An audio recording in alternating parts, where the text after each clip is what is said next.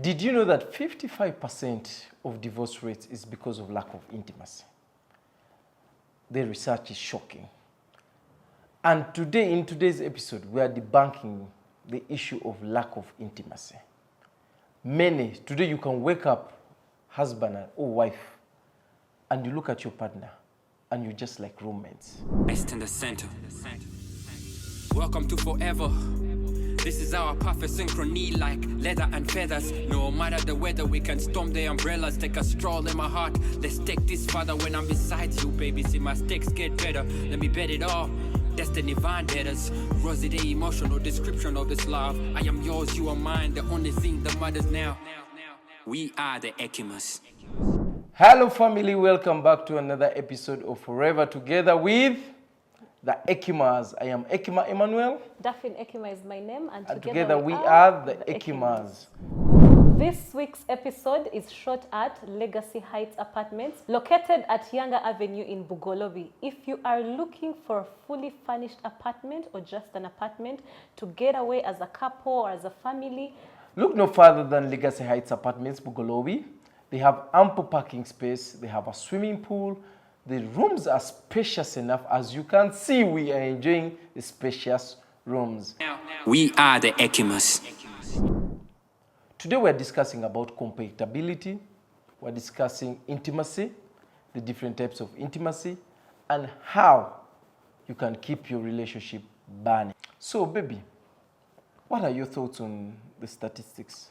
yeah, I mean, it's crazy to think that, some studies are showing that 55% the reasons for why couples divorce is the lack of intimacy. And this is not, and that's to say that, there's things like infidelity, there's finances, but some couples actually have divorced because they have drifted apart.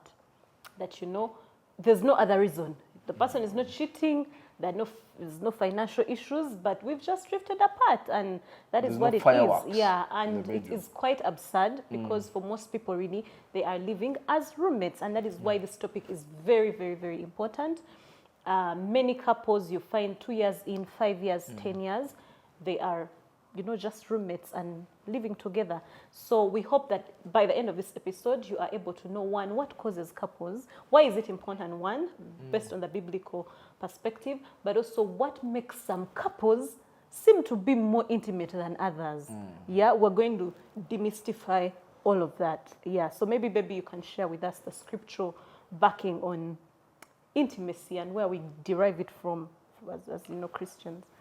Well, as Christians, we derive it from the Bible. That is Genesis 2:18, when God said it's not good for man to be alone. Therefore, I'll make him a suitable helper. And that's when woman comes into place, the relationship of family. And when you go down, it says man, that is Genesis 2:20 to 24. It talks about the man shall leave his parents, live and cleave with the lady. So that is the foundation of that. That is when the foundation of a family is created. And that's when now the compatibility comes in. So when you look at with such a foundation that we have, then the question now is, why is it that some people are one and others are not? Yes. Where do they miss? Yeah. I think, baby, what do you think? What are your thoughts on that? What happens? Where do people miss the oneness? The oneness, yes. So first of all, I want to say that, as you rightly said, the two shall become one. Many of us get married and we are still having a mindset of, it's the individualistic mindset. And so when we get into the marriage, instead of living and cleaving, we remain separate. And this oneness also goes in things like finances. I know that there are people, when you tell them, oh, your money, our money, my money, that whole debate of my money, our money, it is a very classic example of people who have failed to grow into intimacy. Now, in this episode, you'll notice that we are going to discuss intimacy, oneness, and compatibility. Why? And that's because they're kind of intertwined. The compatibility kind of has a role it plays to how one you become. And also your intimacy kind of influences how one you become. So maybe just to talk about compatibility, number one. So compatibility is one thing that is usually talked about when we are dating. You hear statements like, oh, they're not compatible. They're just not compatible. Make sure you're compatible with this person. But did you know it's actually very, very serious and important even in marriage? Did you know that some couples will naturally be compatible than others? It's just natural. It doesn't stop at the dating phase, even during the marriage. And that's why you will see that some couples will have to put in more effort in trying to draw that closeness than others. And that could be based on different things. There are people who will just vibe, like they're a couple, but you know, they're fun, they rhyme. That rhythm is there. And most times we look for it when we are dating, but even at that time, you know, with marriage, that rhyming and compatibility means how well you fit into each other, how well you fit, how well you rhyme. And compatibility does not mean sameness. Yep. You do not have to be the same for you to be compatible.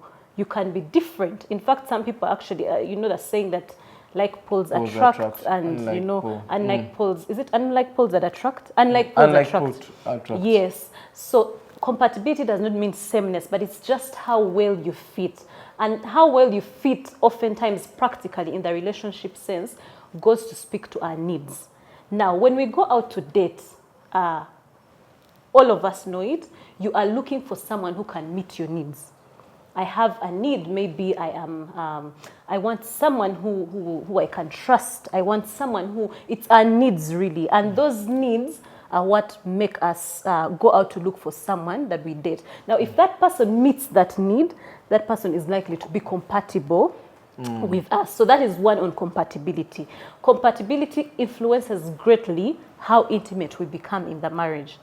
And you find that some people, well, they are compatible and others have to work extra hard. I'm going to break it down like this. So there are things that influence how compatible we are in a marriage. One of them being our temperaments. Our temperaments. And I'm going to use an example. For example, we are both cholerics. I am a choleric. I'm an extroverted choleric, leaning to the introvert. He is completely an extrovert. Some people may not believe that, but he actually is. But he's a choleric sanguine. Now, as a choleric, there are things that I need. There are things that I consider important.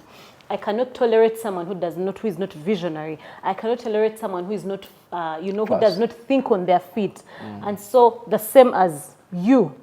Now, when we come together, I might find that it is so easy for me because I find that we just rhyme. We speak the same language. Yes, we speak the same language. When we are setting visions, our visions align. You are visionary, I am visionary. And so we're just like, yeah, it makes sense. We should be, we should be ambitious. While on the other end, a couple where you find that it's like a choleric and maybe a phlegm, they might be struggling there. Not because they don't love each other, and love does not, by the way, determine how compatible you are. It's not because they don't love each other. It's just that they just don't fit. There's a certain need that this person has that this person does not meet. And so such a person will find that they will have to work extra harder. I'm not saying that you cannot work out the differences. So the issue is not the differences. The issue is how you approach those differences that you have. And for some other choleric, actually, they might say, I don't need a choleric. Remember, we said needs. I don't need a choleric. I need a phlegm. A choleric will rub me the same way. I don't need the same energy. While for me, as a choleric, I might say, no, I can't stand a phlegm. I need a fellow choleric. Maybe for those who might not understand, the cholerics, phlegms, sanguines, all the different temperaments that you can read up on. So for me, I remember when we were going to get married, one of the things that was important to me was that I find someone who was as, visionary, as fast-paced, as I was, and that's what I got. Now, another person might say, no, that's not what I want, which takes us back to the needs that we talked about. So compatibility is really how well you fit, but also your needs. Temperaments are one, love languages are another. You can find that you're married to someone who really easily fits your love language. We have a way we love and the way we are loved. For example, I love by saying words of affirmation. and maybe on your end, you also give words of affirmation, and that's what I need. And you give them naturally. You don't have to struggle doing it. So you find that automatically my needs are met, and we don't have to work so hard on it as a couple. While on the other hand, someone else might be craving for acts of service, and I am not an acts of service person. Now, such a couple you find will have to work extra harder to make that fit for them. So I just thought I should mention that from the start, that some couples will have to work harder than others on some of these things. And that's why some people meet some couples and like, oh my God, those guys are just so perfect for each other. It's because they're compatible. It's because they kind of fit. Now, if you are not compatible with your spouse, that's not to say that you can't find a common ground. It's just that you might have to work extra harder. So I've talked about temperaments. I've talked about love language. love languages. I've talked about the sexes. Being a man and a woman automatically makes us different. We are not going to think the same. Our needs are different. So what he needs and what I need is going to be different. And automatically there's a point of clashing. There's a difference there. But when you recognize it and then work extra hard on it, then you solve all those issues that cause incompatibility-ness, if that's a word, yeah? So I thought we should mention that first. You remember we talked about oneness, and we said that with oneness, things like compatibility, we are hoping that by the end of this episode, you're able to see why some couples seem more natural. Yes, and why sometimes you drift apart and you don't know why. One person likes to play soccer, the other wants nothing to hear about it. So if my temperament, if my love language is not, I don't do acts of service easily, but my husband says that is all I want, I might have to work extra harder to get it. When you are dating, compatibility is very important, and who you end up, it is important that you're compatible because it influences how well you rhyme. Yeah. So maybe, baby, I wanted you to also hint on, the types of intimacy. So we've talked about, first of all, being compatible. Is it always the same? Is one person's needs, is it possible for one person's needs to be met and the other not? Yeah. As you've rightly put it, compatibility is a bit a broad thing. Now, somebody may say, I'm in a relationship where all my needs are being met. I am happy. My husband is doing this, my wife is doing this, I am happy. The question is, you need to ask, is your spouse happy? Because she may be ticking all your boxes, meeting all your needs, but are you meeting his or her needs? Are you loving that person as they want to be loved? So it's important. Once you'll find that you're in a one-sided relationship, you feel you're happy. When they ask you, how is your relationship? Very good, perfect. But what is your partner saying? So you need to understand and have that conversation with your partner to find out whether you're loving them right and how you can love them the way they want to be loved. So it's important. Sometimes you may not meet all the needs, but work closer to making sure that we at least tick those needs that are very important and are crucial and beneficial to that person in that relationship. Yes. So you've asked me, baby, about the intimacy. Now, intimacy has various types, and I will dive into them. The first one is the religious intimacy. Spiritual intimacy. You find you're in a relationship, one person is so much devoted to God. They're going for overnight. They're putting in an effort. I mean, that's what counts for them. That's what's important. And your spouse, I don't want to say my husband or wife, but your spouse on the other side is not minding about that. So you find that in that time, as my baby has already put, those needs of hers are not being met. So spiritually, she's empty because you're not feeling in that connection. Yeah, there's no that connection. What makes her happy is let me go for overnight. Let me go for prayers. Let's pray. That brings her the connection. Whereas in the other hand, somebody's out there, is zoned out. So the advice I'll give that identify that intimacy that is more important to your spouse. If spiritual is, please, as baby has already work harder to make sure that you achieve that. You find some sort of common ground. A common ground. We're not saying go and become, of course, but at least try to meet her in that need. That is where she thrives, or he or she thrives. Then the second one is recreation, which is very important. I can see for us here, we recreate a lot. Want to move here, want to go here, try out different places. Go to this hotel, go to this place, do this, go for dinner, go for date. I mean, create date nights. That is the intimacy. So one person may be outgoing and maybe the other. Or both may be outgoing. So if that works for you, please make sure that you enjoy that to the fullest. The example I may give us, we are recreational. We are also in spiritual also, but recreational, we find time for each other. We go out. We are intentional about our date nights. We are intentional about our time. So we treasure that. So there's no gaps. All our needs are being met at that particular time. The same happens to spiritual needs. We are all fully committed when it comes to that. The other is intellectual intimacy. You need to look at intellectual intimacy. Your spouse is wants to debate certain things, wants to, and that's what is going to stimulate them. And we are closer to that. So you find that creates that void in your intimacy, and definitely that will create. And I know that a roommate kind of scenario we're talking about. Yeah, and I know that there are some people actually where it's a thing. They're called sapiosexuals, or I don't know. I hope I'm getting the word right. But there are people who are attracted to people who are intellectually brilliant. Like, that's them.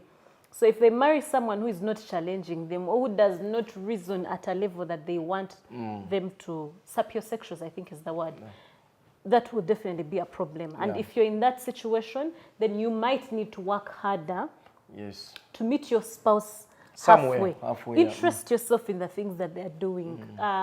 Go out, read the books that they are reading, because that can actually cause a divide. If I want this and that need is not being met, so the other...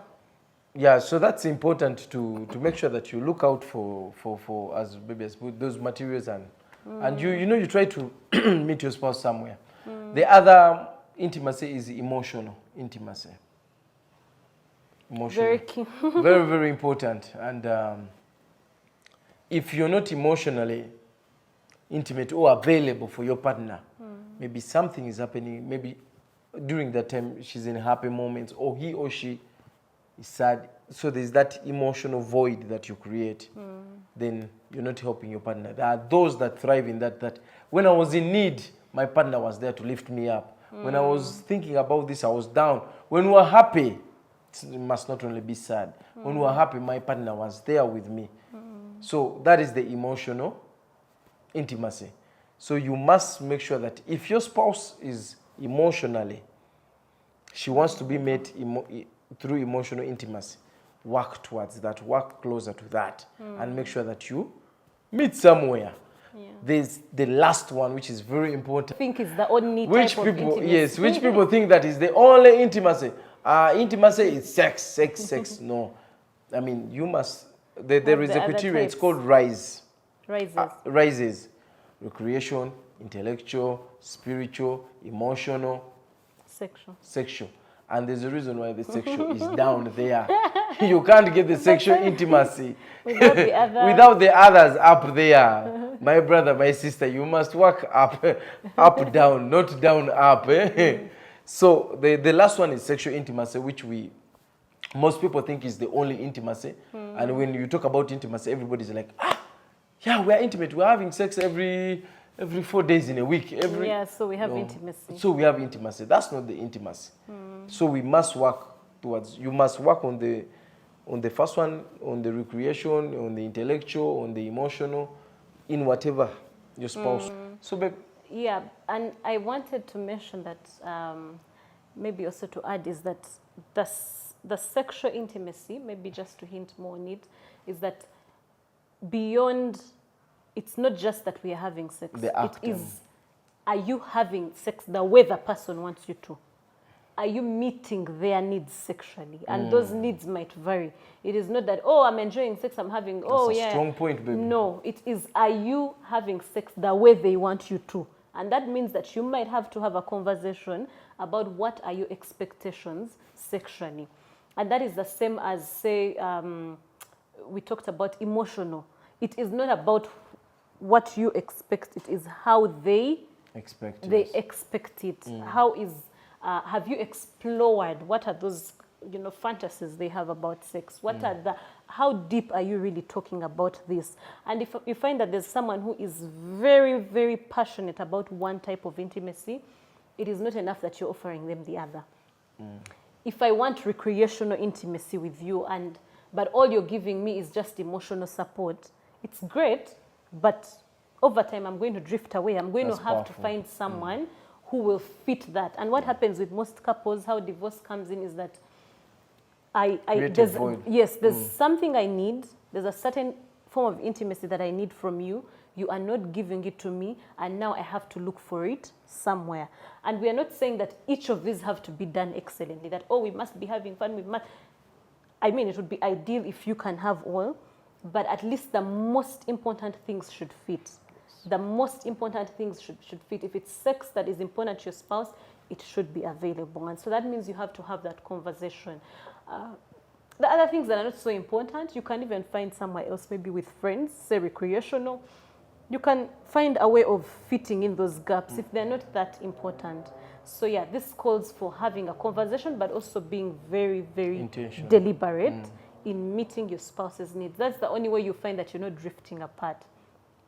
As far as oneness is concerned, there's need to psychologically know that you are no longer two people, but you are one.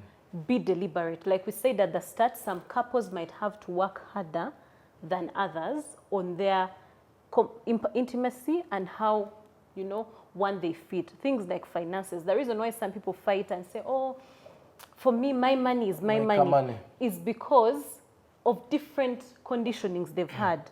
So the money mindsets also come in. They can affect how compatible we become financially, because, I'm thinking, for me, my money, my dad